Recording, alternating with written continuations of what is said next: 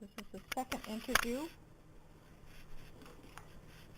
and we want to talk about your jobs when you were in high school and the rancher you work for.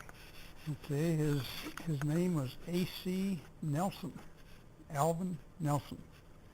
He's a one-eyed Swede. And I used to go out and work all summer vacation from the time I was in probably, junior high.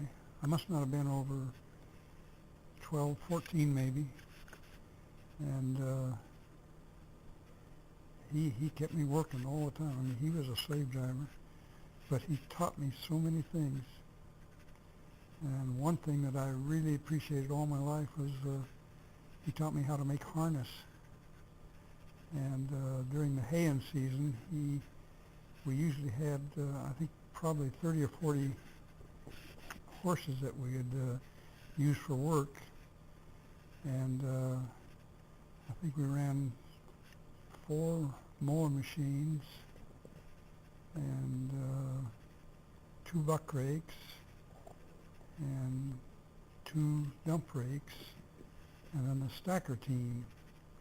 And each team had to have a set of harness. And I would go to work for this guy, right after school was out in the summer. And of course, the grass wasn't ready to make hay yet, but I'd go out and first thing he'd do is put me to repairing all those harnesses.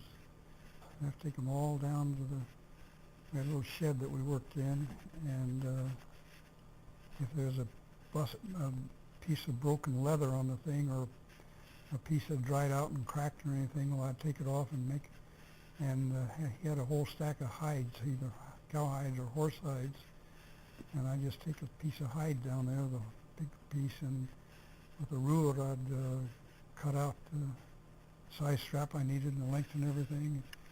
And we did have a hand I don't know what you call it, to sew, and we'd use An awl? An awl, is that what they call them? Well, yeah. Okay. Maybe. And I would punch holes in it with this awl and use this waxed linen thread, and just as a slow process. And then when I had it all sewed, then I'd go and punch holes all the way through it and put some rivets in it so that it wouldn't, the thread wouldn't take all the strain. And when the harness was all done, well then usually that lasted up to haying season, but depending on the weather, some days we decide this is a good day, we can't do much in the shed, so we'd drive up in the mountains and with a truck and bring back a whole load of poles to make buck fence, we called them. And a lot of times if the poles were too big and heavy, you'd put those aside, and then you'd take a sledgehammer and some wedges and split them. And I didn't have the strength at the time to swing this big old sledgehammer. He'd have me hold the wedge, and he would swing with all of his might. And did you tell me he was kind of sightless in one eye? He had one glass eye, and the same color as the other one, but he couldn't move it. And he'd be swinging this thing, and that glass eye was looking out across the prairie somewhere. But his good eye was watching the wedge. And he never hit you, huh? Never did hit me. And also, you have no depth perception when you have one eye, Yeah. as I discovered. Yeah. I don't know how he did it. Well, I do know that. But he just was darn good. Just Had good practice, aim. yeah. Yeah.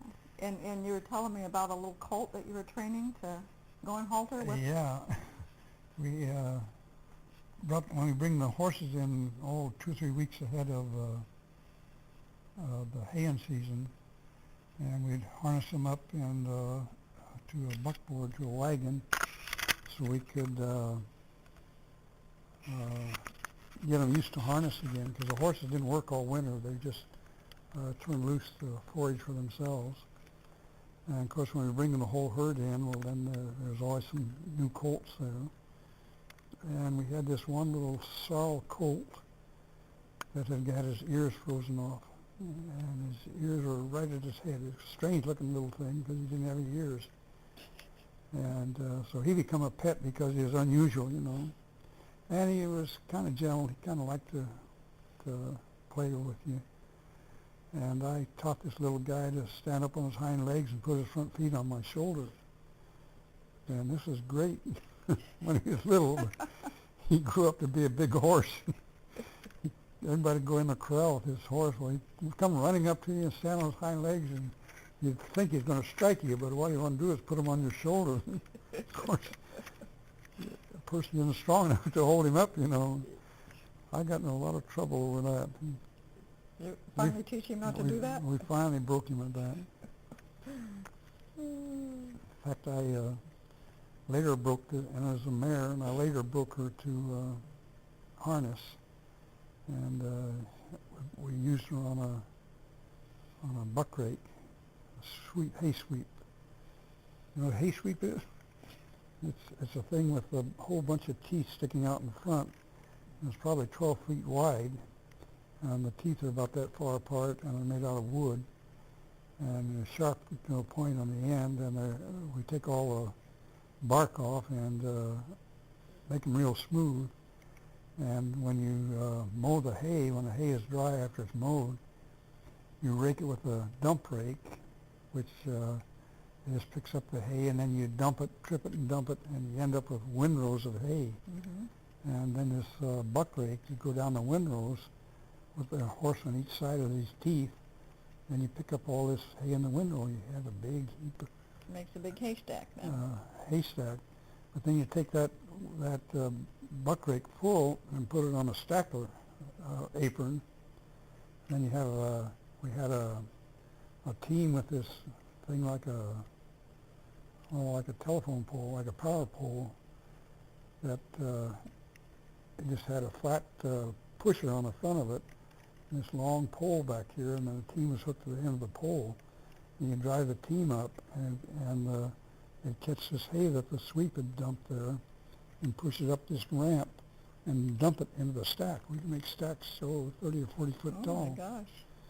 And of course, when the stacks were finished, well, then we topped them all out so they would shed water, and they would settle, of course, all summer and the winter, and then they'd feed out of those stacks in the wintertime. Go up there with a hay knife and just cut slices off the stack I'll be darned. and pitch them off into a wagon and take it out to where the cattle were and dump it on the ground. So this machine made those stacks for you.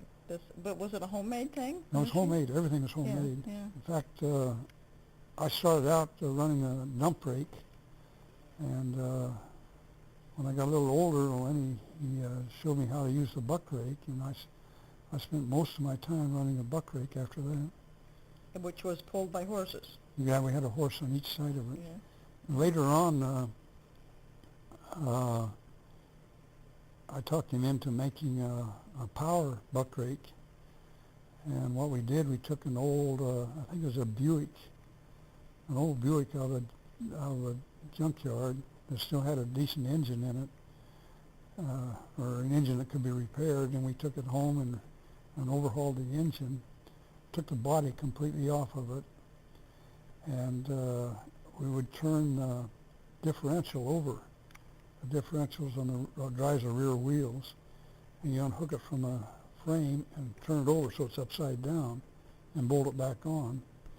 And then when you shift gears, you go 1, 2, 3 gears, but you go backwards instead of forward. I'll be darned. And the reason for that was we put the buck rake on over the rear wheels so the hay would hold it down and give it more traction. Mm-hmm. And I made one of those one spring. Well, I was in high school then. And we used that power buck rake. It's so much quicker than the team, you know. Yeah. You get it loaded, and then you can just put it in the third or fourth gear, second or third gear, and really buzz across. I'll be darned. Probably the first one in the neighborhood that had a power. Well, I'd seen one somewhere else, and I was telling him about it, and he thought it was a good idea, so the two of us made it one. Yeah, I'll be darned. Good grief. And of course, when was using the buck rake, these poles for teeth. Well, they're probably 6 or 8 feet long, and if you run them into, if they weren't carved just right, they would dig a hole in the ground. And if you ever run one in the ground, well, and didn't see it happen, you'd snap it off. Yeah. And the team would, they'd feel the pull, and they'd just pull harder, and then it would twist a little bit and break it off. So I always carried a draw knife and tools and brace and bit and everything, and some blank poles. Whenever I break a tooth, I'd have to make a new one right there in the field. I'll tell you, there was a real education I in guess all of so. that. You must have gone through a lot of dump rakes then, because I don't know how you could possibly not have. Well, the thing was, these teeth in this buck rake, tips that were sharp, the bottom half that was going to ride on the ground, you curved up. Oh, okay. So the top of it was flat, and the Uh-huh. bottom half curved up. Uh-huh. So if you hit a bump, it tried to pull itself out. I see. And here again, it's just part of Yeah. a trick of the trade, to keep from breaking them.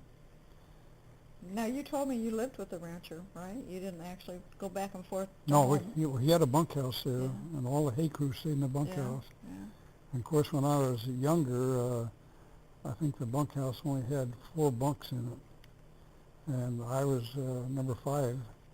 So I slept in a haymow in the barn, and this is a big barn. Same kind of roof Dean has on his house. I don't know what you call it, but the barn, it was probably, I'd guess, probably 80 feet long maybe, and probably 40 feet wide, and had big doors up above, and then down below was where we milked the cows. Mm-hmm.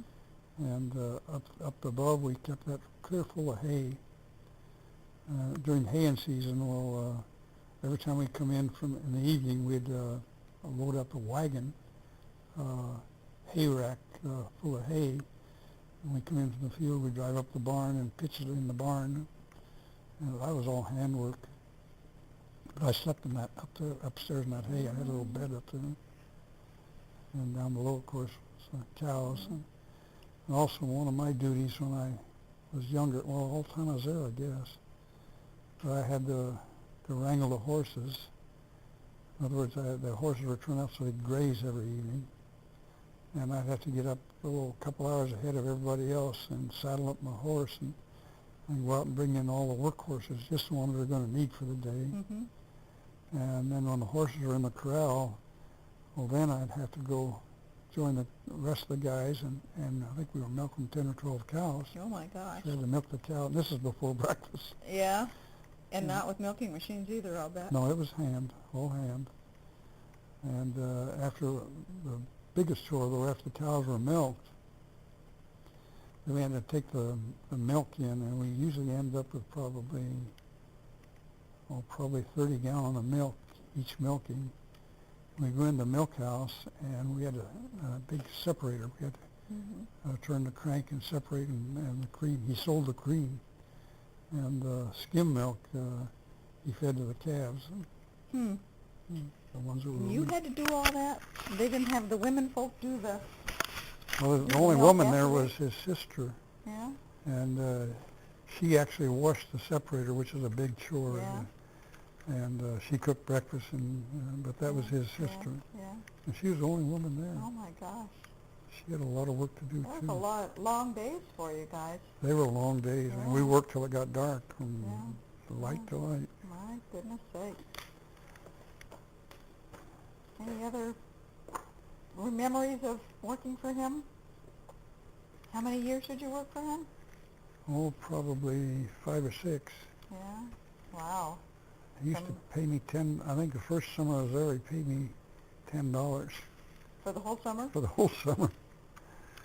And one of the summers, I got me a second-hand bicycle so I could ride to school. And then when you finally left there, is that when you got your Model T? Yeah. Yeah, And your story of going over the mountain with your buddy and bacon? That wasn't on there either, huh? No, that wasn't on there either. Wow. Well, when I was in, I guess I was a senior in high school, and my neighbor down the road had a 1926 Model T coupe that was sitting on blocks, and he didn't know how to drive. Whenever he went to town, he took a team of horses in the wagon, and he bought this Model T. I don't know how he come to get it. Anyhow, it'd been sitting on blocks for, is it 28, and he bought it new, and this was in probably 38. So it'd been sitting on blocks in his barn for 10 years. And one day, this guy, his name was Fiskus, Mert Fiskus, and one day I did a lot of chores for him too. One day he says, "Hey, how'd you like to buy my old car out there?" And I bought this Model T for $20. Wow. Of course, that was a whole summer's wages. Yeah, I guess so. And it ran. Once I got it home, well, I had to pump air in the tires by hand. They were all flat, and I drained the old oil out and put new oil in it. And in those days, instead of a regular battery, they had what they call a dry cell battery. And it looked just like a flashlight battery, except it was probably 8 inches tall and maybe 4 inches in diameter, and it had two places on top you screw the wires on. Had a little screw to hold the wire on. And we put one of these dry cells, a 6-volt dry cell in this car, this Model T, and then that would activate the coil. And you hear the coils buzzing. Every time you turn the crank over, one would buzz and another would buzz, whichever one was ready to fire. And to start it, you had a choke that you pulled out, and then it had 2 ears on the steering column. And the right ear was the throttle, and the left ear was the spark. And you pull the gas down to give it more gas, and you pull the throttle, the spark down to retard the spark, so it wouldn't kick you when you cranked it. And once you had the choke down, then you went out and you either blocked the wheel, or if it was cold weather, you jacked up the rear wheels, because the grease would just make it start moving once the engine started. And you crank the thing and go over a couple times slow with the spark retarded to get a little fuel in the cylinders. Then you move the spark up just a little bit. You had to learn how much to put. Look at that, huh? And once you got the spark and everything right, well, you give it a quick jerk and start most of the time. Yeah. And then you run around real quick and pull the ears down so you get the throttle and everything, so it idle good. Take the jack out from underneath it? You take the jack out from underneath it.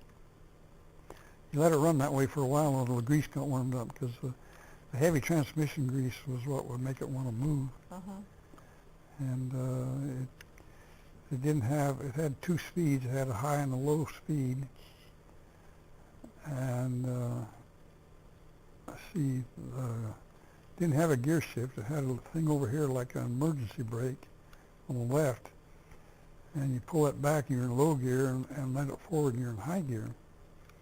And then it had 3 pedals on the floor. The one on the right was your brake, and the middle one was reverse, and the one on the left was your clutch. Oh, yeah, brake, reverse, and clutch. 3 levers. Anyhow, my buddy and I were going to work for this rancher in Wyoming. We'd moved to Colorado then, and lived on this dry farm. And we were both going over there to work on this ranch.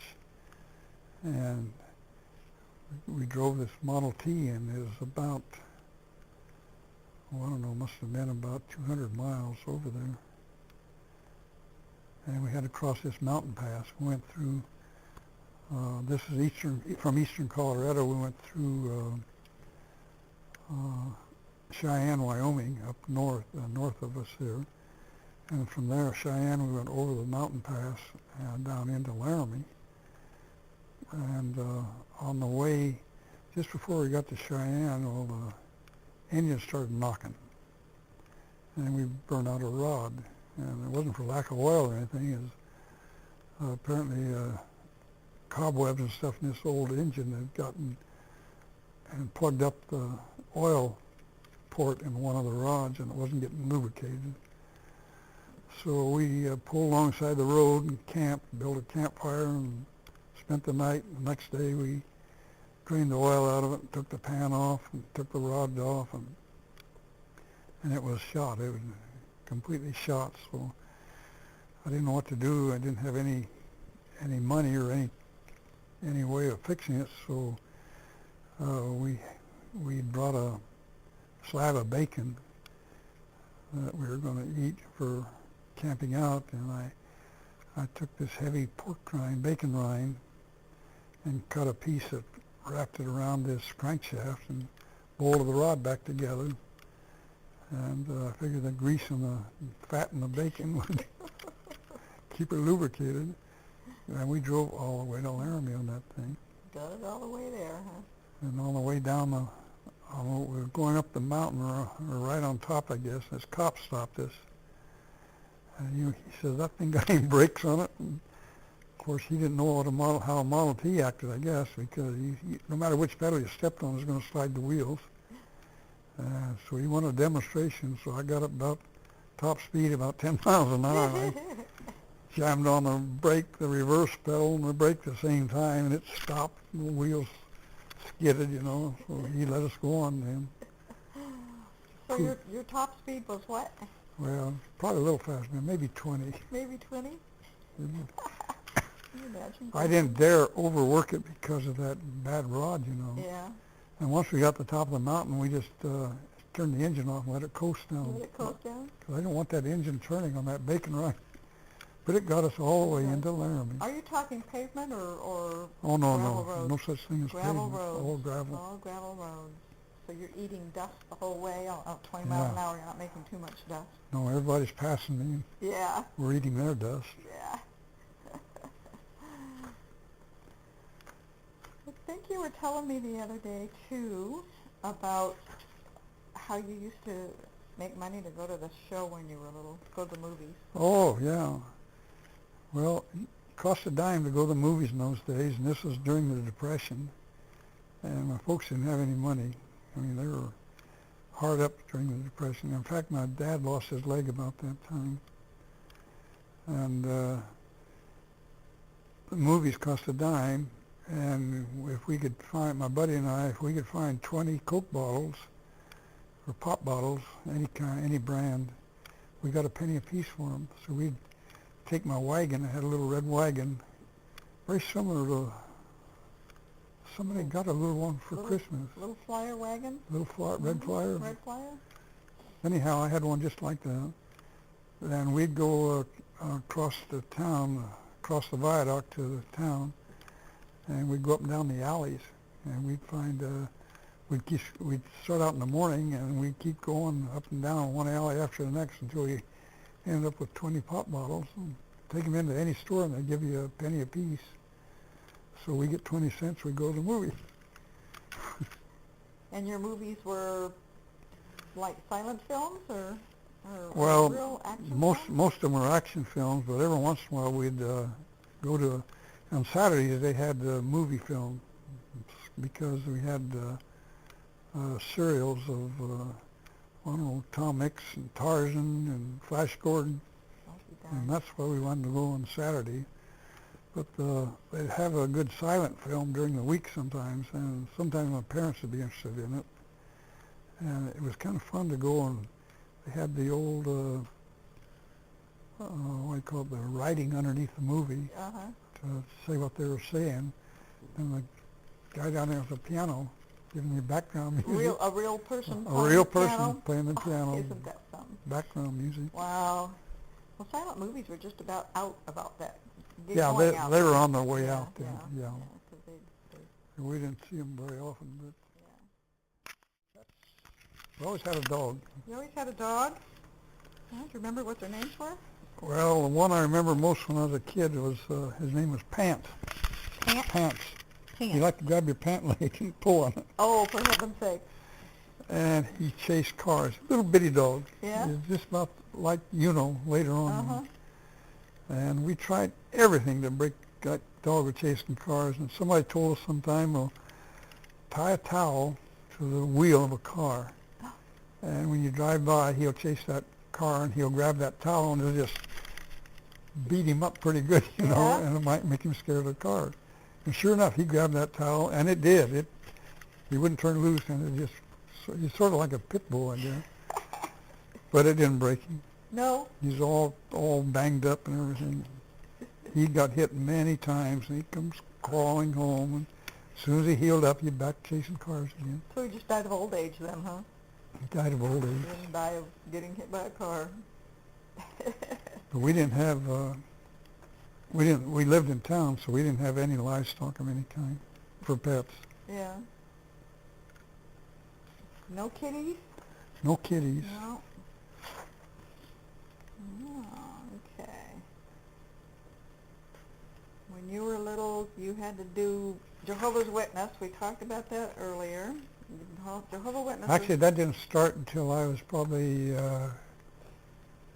in high school when we In moved high to school. Colorado. And prior to that, there was really no religious Yeah, no religion. religion. So did you celebrate birthdays and Christmas and all of that then prior Yeah. to that? No. Were you ever seriously ill when you were little? I guess when I was a baby, I had a problem, and I don't know what caused it. I don't remember much about it, but I've got a scar clear across one butt. And my mother called it, they had to do surgery, and she called, they had a fistula, whatever that is. And I think it's something like a boil. And I was learning to walk, and I kept, every time I'd get up and fall, I'd sit on the thing. And it got infected. And they had to cut it out. And I've got a scar clear across, like about that long, about that deep. I didn't know that. And you were just a baby, I huh? was just a baby. I don't remember any of it. Huh. So as far as serious illnesses, no. No? You never were I sickly or remember, anything? Some of the neighbors got, I think, scarlet fever. Anyhow, they quarantined them in the house. They weren't allowed to come out of the house or anything. And my mother was worried silly that we'd go over there and play with these kids and catch it. Never did. Never did play with them either. They weren't allowed out. Yeah. Of course, they were pretty sick. Yeah. Do you remember any favorite relatives? We had no relatives that lived around No us at all. relatives, so they didn't come and see you all the time. So you didn't go see them. Do you have a saddest childhood memory? Favorite childhood memory? Saddest. Saddest. Or, oh, you tell us lots of funny things that happened. I don't remember any sad things. Anything particularly sad in? Okay. Okay, let's look at your teen years. For me, when I was a kid at that age, life was just for having fun. Just like Tom Sawyer and Huckleberry Finn. Yeah. That's for sure. Okay, here's your teenage years. Of course, we didn't have radio. We didn't have TV. You had to That's right. entertain yourself. That's right. Here's one, and you told me about this the other day, your extracurricular activities like your basketball and your trumpet playing. Tell us about that. Well, that was high school. In Laramie, it was a pretty big school. It was probably 1,000 kids from the 4 grades. And the competition was pretty fierce, and I never even went out for any kind of athletic stuff because I was always a runt. I was the smallest one in my class. I did take chorus when I was in Laramie.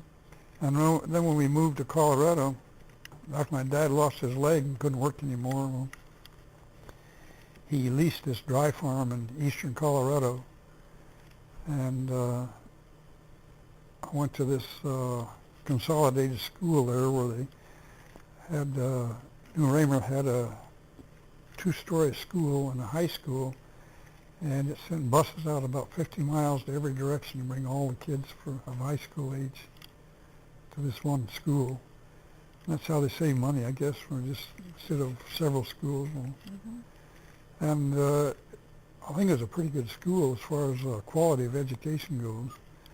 But there I went out for basketball and football and music. In fact, I got a letter in all three of them. Oh, yeah? But football was touch football because they couldn't afford uniforms. And we did play other schools, but... Do you remember what your school's name was? What the... I don't remember what the... You mean like the Wolverines or the Lions? Yeah. I really don't remember what the... And what place did you play basketball? What was I was forward on basketball. I was I guess you'd call it a receiver in football. I'd run out and they'd throw me the ball, pass it to me. But actually, it was pretty rough because, man, it was touch football, but when you were touched, you knew you were touched. The guy would come up and slap you on the back as hard as he could and usually knock you rolling. We'd always come home all banged up. Skinned up knees and elbows. So how did you end up playing the tuba? Was it the tuba you told me? Tuba, yeah, I played the tuba because that's the only thing I had left. For one whole year? For one whole year, yeah. Actually, for assembly, the music teacher had us, all the orchestra kids had to play a solo at different assemblies. Oh, dear. And I had to give up. When my turn came, I had to get up and play a tuba solo. I don't remember the name of it. The words would go, man, a horse he can ride. Way down low.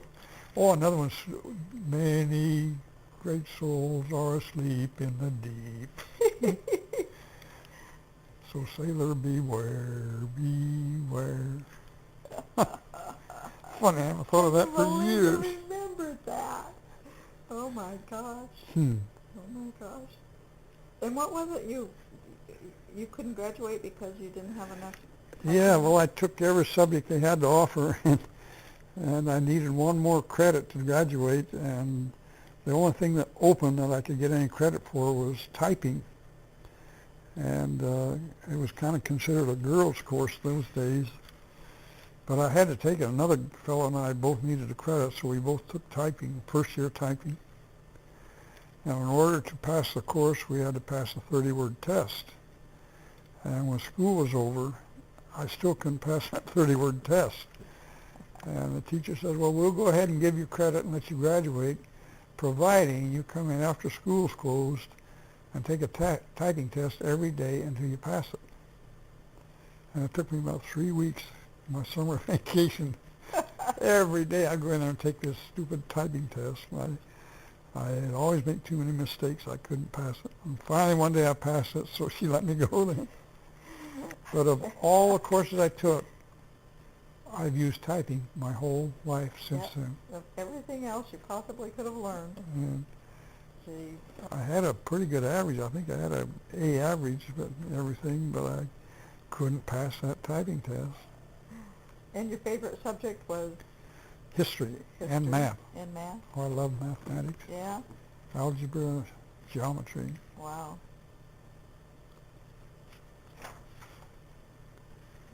What do you remember In fact, most? I still use algebra occasionally when Do you really? Mm-hmm. Well, occasionally it comes in handy, I guess. I've never had to fall back on any of my algebra, thank goodness. Well, for instance, when you're building a building, you calculate your pitch and everything, how steep you want your roof to be. Mm-hmm. And with algebra, you can figure out how long to cut the things. Mm-hmm. That's algebra, not geometry? Well, I use algebra. Yeah. I guess you use geometry too. Yeah, I don't know what the difference is, to tell you the truth. You told me about your favorite teachers in high school. Well, you told me your favorite grade school teachers. I don't know, did you have a favorite high school teacher? Uh, yeah, the principal was also our science teacher. His name is Lindenmeyer, and I really liked that guy. He was so easygoing and thorough. He made it fun to. Yeah? And also my history teacher, I can't remember her name though. She was a first year teaching, young woman, pretty woman, and us boys just gave that poor girl fits. Oh. We, she was a good teacher. I liked her. We took history from her, but we would, I don't know if you're familiar with carbide. Carbide is used to make acetylene gas, among other things. But all the farmers had their own acetylene outfit. But I'd take a few little grains of this carbide to school with me, and an empty ink bottle. In those days, your pens were all dipped in ink to write with. Goodness. A fountain pen, well, I guess they had been invented, but I don't remember ever seeing one in school. And the ballpoint was not invented yet. But I'd take an empty ink bottle and put 2 or 3 grains of carbide in it, and then we would, the teacher has writing on the board or something, we'd spit on top of this carbide, put a cork in it. We'd slide it down the floor under the teacher's desk. And this carbide, when it's in contact with a liquid, creates a gas, acetylene gas. And this kept building up pressure until it put the cork on this thing. And be bang! Get your teacher to death. Get her to death. And we were always putting tacks on her chair. Oh, we were cruel. You were mean little boys. Good grief. Of course, I didn't do any of the tack stuff. That was some of the other guys. That was the other kids, huh? But I did that carbide thing. I thought that was fun. Well, since you had inkwells, did you dip all the little girls' brains in the inkwells? Yeah. This is one that happened to sit in front of you. Every desk had a little hole in it, where you set your ink bottle. And of course, it's right at the top of the desk. If this girl had long hair, hers just dangling over this.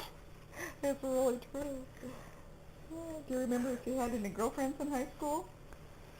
Not like you have nowadays. Yeah? I don't know. I never did get into that. Yeah? Although there was, Dean ran across the girl that I used to, of course I wasn't allowed to go to dance or anything. That's when my parents were, I used to take this girl, we'd go roller skating. And she still lives in New Raymer. Dean and Cindy found her in New Raymer. That was just a fun thing, Yeah.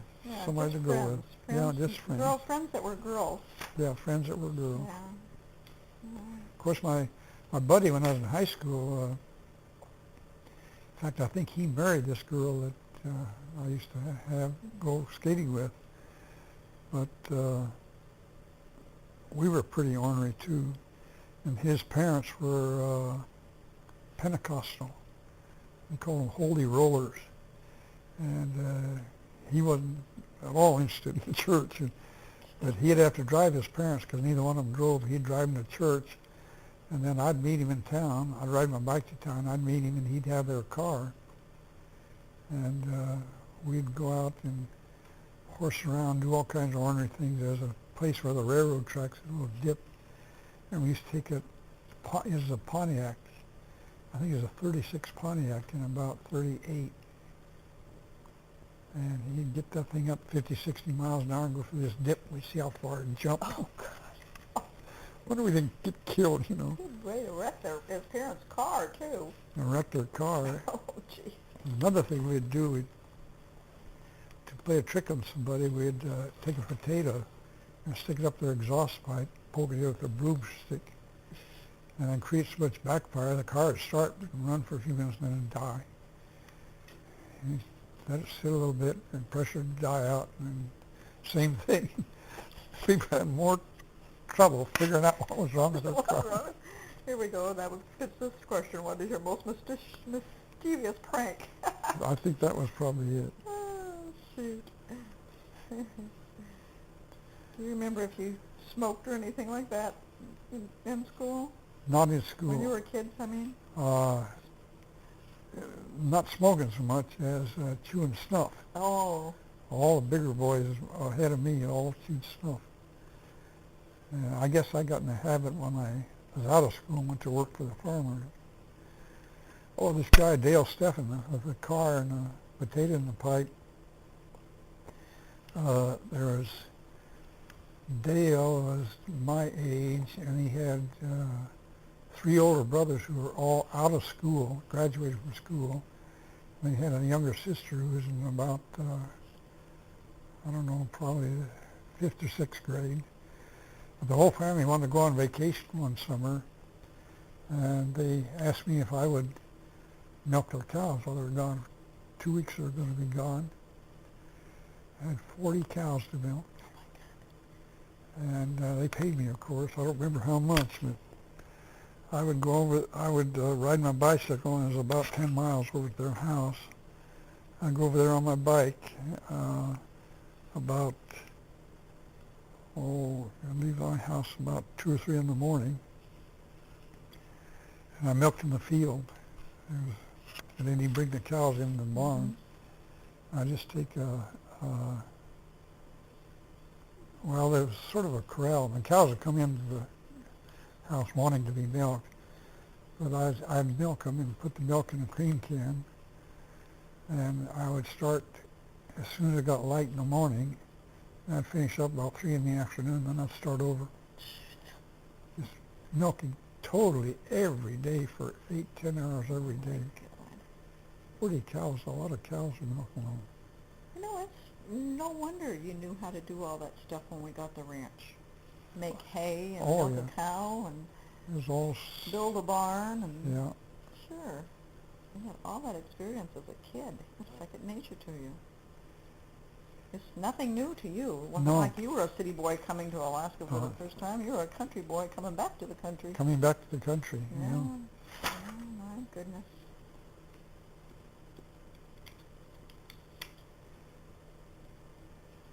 Describe hair and clothing styles. You probably wore jeans and shirts just like you do now, huh? Just like I do now. Yeah. Nothing's changed. Yeah. Okay. I got in a little bit of trouble when I was in the 3rd grade. Mrs. Spencer was the principal, and I got in those days, most boys especially wore leather boots with high top instead of for snow, you know. And as a sales pitch, the manufacturer used to put a little pocket on the side of the boot for a pocket knife. You'd stick it in that boot and it snaps shut. Oh. Well, I got a pair of boots and a pocket knife for Christmas. And I remember taking my pocket knife to school with me one day to show the other kids, my friends. And the teacher heard about it, and she called me in the office, and she whacked me across the knuckles with a ruler. Oh. You weren't supposed to bring a knife to school. I didn't even know it, you know. And that's the only time I remember getting in trouble. My goodness. Do you remember if you ever skipped school? Yeah. Lots of times, huh?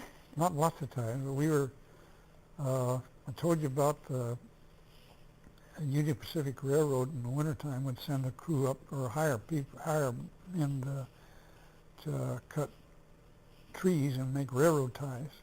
And they did it all with axes, all by hand. And my dad got in on that one winter. He didn't have any, couldn't get a job to cement that winter. So we moved to this little town called Fox Park up in the mountains. And my dad was cutting ties all the time. And I went to this one-room school, which had 8 grades in one room. And, of course, one teacher. And there's probably only one, or I think altogether there's probably 7 or 8 kids in the whole school. Do you remember what grade this was?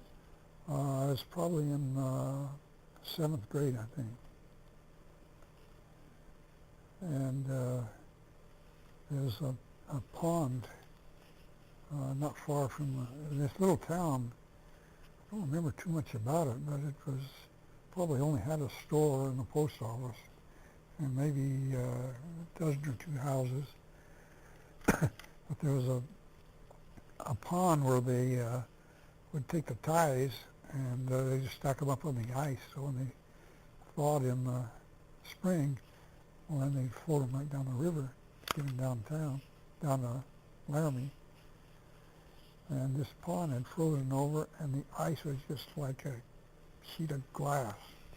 And of course, in those days, I loved to ice skate. And a bunch of us got together and decided we was going skating one day, and the whole school played hooky. And we all went All ice 7 skating. of you. All 7 of us went ice skating.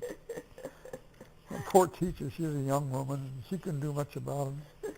As I recall, she come and joined us later. What a good thing today. Let's go skating today.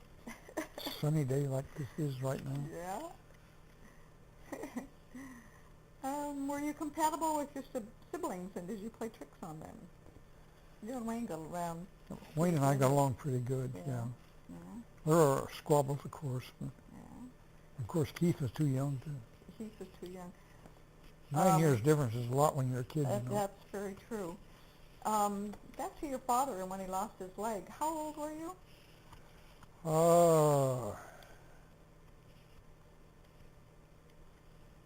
was in the 7th grade, which would make me,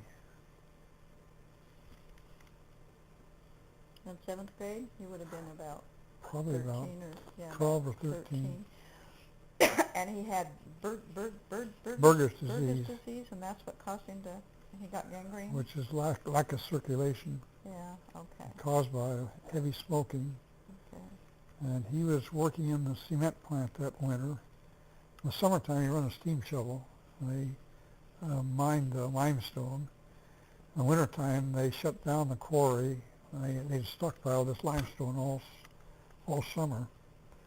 And so in the wintertime, when they ran out of they shut the quarry down, and I guess there wasn't a whole lot going on as far as the manufacturing is going, but my dad in the winter, this one winter, got a job bagging cement. And they'd come out and shoot in the paper bags, and they'd sew them up, and they'd load them in rail cars. Well, in order to move the rail car, when they got it full, there's another car that were waiting to be filled, but they didn't have a locomotive or anything. So they had this, what they called a car mover, which is nothing but a big, long iron pipe or iron bar that they just put it under the wheel of a railroad car and just keep lifting it up and making it move down the track, you know, sort of prying it along. And he slipped and dropped this iron pipe on his toe and mashed it.